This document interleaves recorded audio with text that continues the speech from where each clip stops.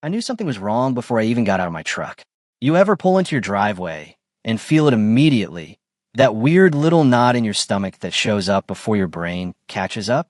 Like something has changed while you were gone, and somehow your body notices before your eyes do. That was me on a Monday evening, rolling slowly into my driveway after spending the weekend helping my brother move across town. At first, I couldn't figure out what felt different. Then I looked toward the back of my property, and there it was. A brand new fence, 6 feet tall, fresh cedar boards, clean as a magazine advertisement. The wood was still bright honey gold, and the smell of fresh lumber carried across the yard. It hadn't been there 3 days earlier. I knew because I had mowed before leaving Friday morning. I sat there for a second with my truck still running. That was honestly my first reaction. Not anger, not suspicion, just confusion. Now for a little context, I live outside Murfreesboro, Tennessee, in one of those neighborhoods where people know each other's dogs better than they know each other's names. The houses aren't huge, nobody's showing off, and most disagreements are about trash cans being left out too long. I'd lived there almost 9 years. My backyard backed up to another property owned by a guy named Garrett Sloan. Well, that's what I'm calling him here. Garrett moved in about 2 years earlier. Late 40s, successful commercial developer, always dressed like he was heading to a business lunch even when he was checking his mail. Nice enough on the surface. The kind of guy who could compliment your lawn while quietly comparing it to his. We weren't friends, but we were friendly.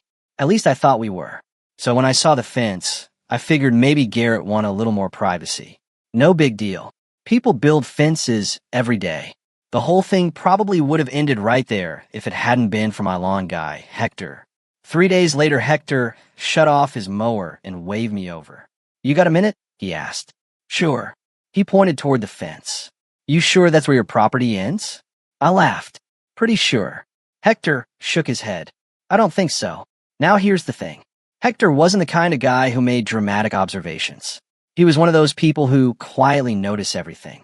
Broken sprinkler heads, low spots in the yard, grass discoloration. The man could probably detect underground plumbing using nothing but instinct. "What makes you say that?" I asked. He looked toward the tree line. "I've been cutting this yard almost 4 years. Always seemed like your lot went farther back." I remember staring at the fence, then staring at the trees, then staring at the fence again. And suddenly that knot in my stomach came back. That evening I climbed into the hall closet and dug through a stack of old paperwork I'd ignored since closing day. Mortgage documents, insurance records, property disclosures. Eventually, I found my original survey. I spread it across my kitchen table. At first, nothing jumped out. Then I started comparing measurements. Slowly. Twice. 3 times. I even grabbed a calculator because I thought maybe I was reading something wrong. I wasn't. According to the survey, my property didn't stop where Garrett's new fence sat. Not even close. The fence was sitting roughly 8 feet inside my lot. I remember leaning back in my chair and just staring at the paper. Not because 8 feet sounded huge. It didn't. 8 feet is easy to dismiss. It's just grass, just dirt, just a narrow strip of land. But it wasn't the space that bothered me. It was the possibility. Either I was misunderstanding something, or my neighbor had just built a permanent structure on property that wasn't his. The next evening I walked over. No angue, no acquiescence. Just a folded survey tucked under my arm. Garrett was wiping down his black pickup when I approached. "Hey," I said. He smiled. "What's up?" I held up the survey. "Quick question about the fence." His smile stayed exactly where it was. "Looks pretty good, doesn't it?" "Yeah," I said. "Actually looks great." Then I unfolded the paper. "But I think it might be on my property." For just a fraction of a second, something flashed across his face. Not surprise. Something else. Something I wouldn't understand until much later. Then it disappeared. He shrugged casually. "The previous owner told me the line was somewhere around there. Maybe we should double check." "Sure," he said. "No problem. Easy. Relaxed. Friendly. The kind of conversation that should have solved everything. Except it didn't. Because 2 weeks later the fence was still standing exactly where it was. And then one Saturday morning, a flatbed truck pulled into Garrett's driveway, carrying something that would change the entire situation. A shed, and not a small one. The kind of shed you don't build unless you expect it to stay there for a very long time. The first thing that caught my attention wasn't the shed itself. It was the concrete. Most people think about walls and roofs when they see a structure going up, but concrete tells a different story. Concrete says permanence. Concrete says somebody plans on leaving something exactly where it is for a very long time. I watched from my kitchen window while a crew unloaded materials all weekend. By Saturday afternoon, they had already laid gravel. By Sunday, they were pouring a foundation pad. And by Monday morning, there was a fully framed shed standing behind Garrett's house. Dark gray siding, white trim, electrical conduit running underground from his home. This wasn't a storage box from a hardware store. This thing looked nicer than some apartments I'd rented in my 20s. I stood there holding my coffee and felt that uneasy sensation getting heavier. The fence was one thing. The shed was something else entirely. That afternoon, I called a licensed survey company. $940. Not exactly pocket change, but it felt cheaper than spending years wondering whether someone had quietly stolen part of my property. The surveyor arrived 3 days later. Older guy, sunburned neck, 30 years of experience written all over his face. He moved through both properties with the calm confidence of someone who had settled 1,000 arguments before they started. Tripod, transit, measurements, flags. Hours passed. Then finally he waved me over. Want the good news or the bad news? I laughed nervously. Let's start with the truth. He pointed toward the bright orange stakes he'd planted. The fence is over your property line. My stomach dropped. How far? A little over 8 feet. I nodded slowly. Then I pointed toward the shed. What about that? The surveyor looked at his notes. Just over 5 feet. 5 feet. I don't know why hearing an actual number made it feel more real. Maybe because uncertainty leaves room for hope. Measurements don't. That evening I took pictures of everything. The flags, the fence, the foundation, the shed, every angle imaginable. Then I printed the survey results and walked over to Garrett's house. He opened the door almost immediately, like he'd been expecting me. I handed him the paperwork. Survey came back. He glanced at the pages. His eyes moved quickly, too quickly. Then he handed them back. Surveys aren't always perfect. That response irritated me more than I expected. Not because he disagreed, because he didn't seem surprised. This one's certified. He shrugged. I'll look into it. That was it. No apology. No concern. No discussion about fixing the problem. Just I'll look into it. The following Saturday, I learned exactly what that meant. Because instead of moving the fence, instead of relocating the shed, Garrett bought patio furniture. I wish I were kidding. I looked out my back window that morning and saw 2 Adirondack chairs sitting directly between the survey markers. Right inside the disputed area, a small metal fire pit sat beside them. A stack of firewood rested nearby. The orange survey flags were literally visible from the chairs. It felt absurd, like someone parking their car on your lawn and decorating it with flower pots. I stood there staring for almost a minute. Then I laughed, not because it was funny, because I genuinely couldn't believe the audacity. Later that afternoon, Garrett had a few friends over. I was grilling burgers on my deck when I heard voices drifting across the yard. At first, I ignored it. Then one sentence floated clearly through the air. Honestly, it's basically ours anyway. I froze.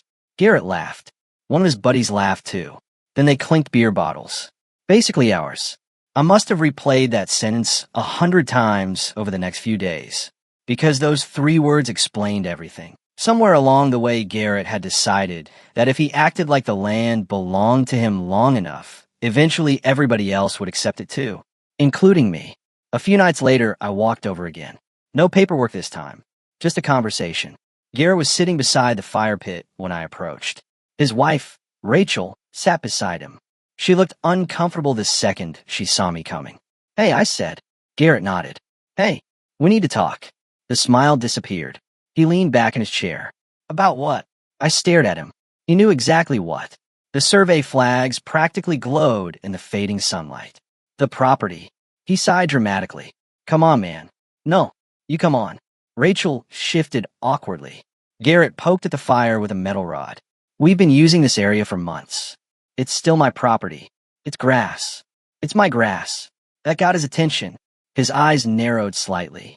Then he said something that changed the entire direction of the situation. You know, people use land long enough, and eventually things become established. I looked at him. What does that mean? He shrugged. That's how property disputes work sometimes. Now, maybe he didn't specifically mean adverse possession. Maybe he was just talking. But hearing that from a guy who worked in real estate sent chills through me. Because suddenly I understood what he thought was happening. He thought time was on his side. He thought delay helped him. And most importantly, he thought I wasn't going to push back. That night, I barely slept. I kept replaying every interaction we'd ever had. Every comment about lot sizes. Every joke about property values. Every casual remark he'd made at neighborhood gatherings. One memory kept resurfacing. About 6 months after moving in, Garrett had complained that his backyard felt smaller than expected. At the time, I'd laughed. Looking back, I don't think he was joking. The next morning, I called a real estate attorney. Her name isn't important. Let's call her Melissa. Mid-50s. Sharp. Direct. The kind of lawyer who could make silence feel like cross-examination. I laid everything out. The fence. The shed. The survey. The conversation. The chairs. The fire pit. The comment about using land long enough. She listened without interrupting. When I finished, she leaned back in her chair. You're right to act now. That wasn't exactly comforting. What happens if I don't? She folded her hands. In most cases, probably nothing. But property disputes have a way of becoming much more complicated over time. I nodded. So what do I do? She surprised me with her answer. Don't sue him. Honestly, I expected the opposite. Instead, she smiled. Use the system. Then she explained something I hadn't considered. The shed required permits. Permits are tied to approved locations. If Garrett's structure crossed the property line, it likely violated both the permit and local setback requirements. Meaning this wasn't just my problem anymore. It was the city's problem. I remember driving home feeling something I hadn't felt in weeks. Not confidence. Not victory. Clarity. Because for the first time since that fence appeared, I wasn't reacting anymore. I was planning. That afternoon, I sat down at my computer, attached the survey, attached photographs, filled out every required form. Then I submitted an official property boundary complaint to the county zoning department. The process took less than 20 minutes. And as I clicked submit, I had no idea that one simple report was about to trigger a chain reaction Garrett never saw coming. About 10 days after I filed the complaint, a county vehicle pulled into our neighborhood. I knew exactly why it was there. Funny thing is, Garrett probably did too. I happened to be working from home that morning when 2 inspectors walked into his backyard, carrying clipboards and measuring equipment. They spent nearly 40 minutes moving around the shed, comparing measurements, checking documents on a tablet, taking photographs, and occasionally pointing toward the survey stakes. From my office window, I could see Garrett's posture changing as the conversation continued. At first, he looked relaxed, then attentive, then irritated. By the end, he had both hands on his hips and that forced smile people wear when they're trying very hard not to lose their temper. Later that afternoon, one of the inspectors knocked on my door. He introduced himself, confirmed my information, and got straight to the point. The structure crosses the property boundary and violates approved placement requirements. I nodded. What happens now? He'll receive a compliance notice. 30 days to correct the issue. And if he doesn't, the inspector shrugged. Daily fines. Simple. Professional. No drama. But for me, it felt like the first real turning point. For weeks, I felt like I was standing alone against someone determined to ignore reality.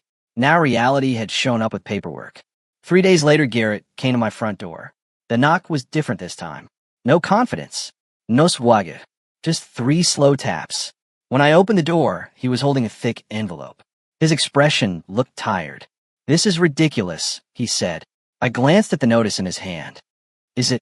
They're threatening penalties. You were warned. He exhaled heavily.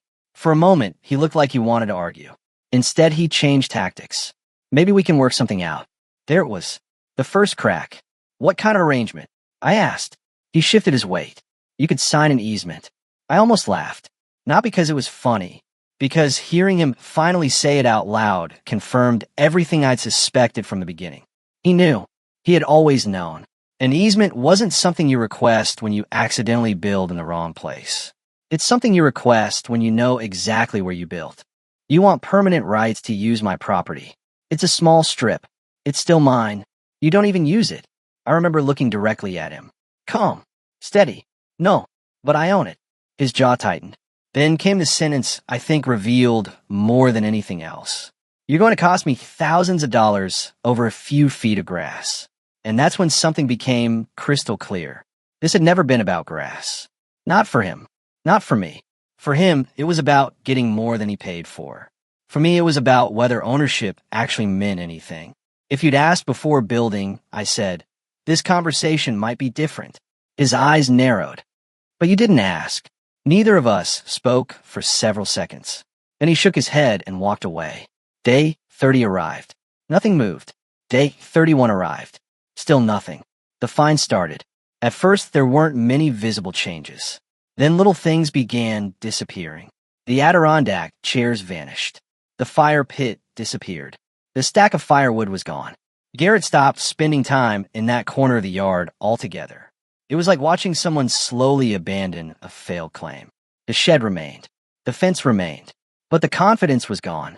A couple weeks later, I was taking my trash cans to the curb when I overheard an argument drifting from Garrett's open patio door. I wasn't trying to listen. It was impossible not to hear. Rachel sounded frustrated. Really frustrated. I told you this was going to happen. It's not that simple. It would have been simple 6 months ago. Then silence. A long silence. I rolled my trash can back toward the garage and honestly felt something unexpected. Not satisfaction. Not exactly. More like disappointment. Because none of this needed to happen. One conversation. One honest conversation. That was all it would have taken. But pride has a way of becoming expensive. Then came day 47. I remember the date because it was a Thursday morning. A large flatbed truck rolled slowly down our street just after 8 o'clock. 2 contractors stepped out. Then another truck arrived. And another. I walked to my kitchen window. Coffee in hand. Heart pounding. Because suddenly it was obvious what was about to happen. The county had stopped asking. Now they were enforcing. Garrett stood outside with his arms crossed. The contractors didn't waste time. They started removing roof panels first. The sound of impact drivers echoed through the neighborhood. Metal screws rattled into buckets. Sections of siding came off. Windows were removed. Doors disappeared. Piece by piece, the shed that had arrived with so much confidence was coming apart. And the strangest thing was how ordinary it all looked. No dramatic music. No shouting. No courtroom speeches. Just workers doing their jobs. Undoing a mistake. By lunchtime, the structure was skeletal. By mid-afternoon, it was gone. Then came the concrete. Massive saws cut through the foundation. Dust filled the air. Chunks were hauled away in sections. The fence followed shortly afterward. Posts were pulled. Panels stacked. The entire disputed area slowly returned to what it had been before any of this started. Grass. Dirt. Property line. Reality. As the last truck prepared to leave, I stepped into my backyard. The afternoon sun was dropping low. The orange survey markers still stood where they'd been planted months earlier. For a moment, I simply looked at the open space. I expected to feel victorious. Instead, I felt lighter. Like a tension I hadn't fully noticed had finally disappeared. Across the yard, Garrett stood near his patio. He looked over once. Just once. Then looked away. Neither of us said a word. There wasn't really anything left to say. Over the next few months, he rebuilt everything. A new fence appeared, perfectly placed, measured exactly along the legal boundary. A smaller shed followed, entirely on his side. Funny how accurate construction becomes when consequences are involved. Eventually, life returned to normal. Mostly, we never became friends again. We barely spoke. But every now and then I'd walk into my backyard and think about how close I came to ignoring the whole thing. Because that's the part people don't always understand. This wasn't really a story about property. It was a story about boundaries. The physical kind. The personal kind. The kind people test when they think you're too polite to push back. I learned something through all of this. Being calm isn't the same thing as being weak. Being reasonable doesn't mean surrendering. And sometimes protecting your peace requires defending your line, even when that line is only a few feet wide. Now here's the question I still think about. If Garrett had knocked on my door before building that fence and simply said, I made a mistake, would you consider selling me a small strip of land? Would I have agreed? Honestly, maybe I would have. But he never asked. He assumed, and that assumption ended up costing him far more than a simple conversation ever would have. So I'm curious what you think. If you were in my position, would you have signed an easement and moved on? Would you have sold the land? Or would you have done exactly what I did and let the county enforce the property line? And if you were Garrett, at what point would you have stopped digging the hole deeper? Drop your thoughts in the comments. These situations always seem simple from the outside until you're the one standing in the middle of them. If you enjoyed this story, hit that like button, subscribe for more real neighbor disputes and property battles, and stick around because sometimes the biggest fights don't happen in courtrooms. They happen 10 feet behind your house.